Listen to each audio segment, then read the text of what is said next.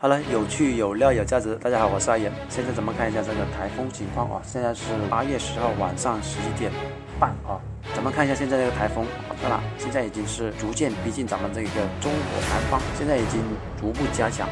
风速从这一个25米每秒加强到这个28米每秒，随时可能会加强为强台风或者超强台风，所以咱们要时时关注这个情况。哪些地方受到影响比较大呢？我们看一下啊，主要影响就是这一个福建。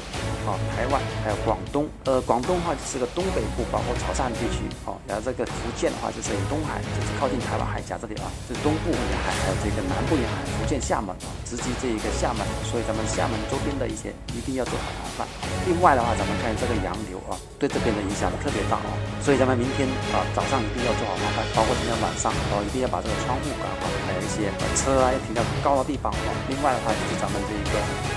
其他一些东西要收好，时时做好加固，对吧？遗传要稳当通风。好，咱们今天的话就讲到这里大家对一个台风有什么好的见解？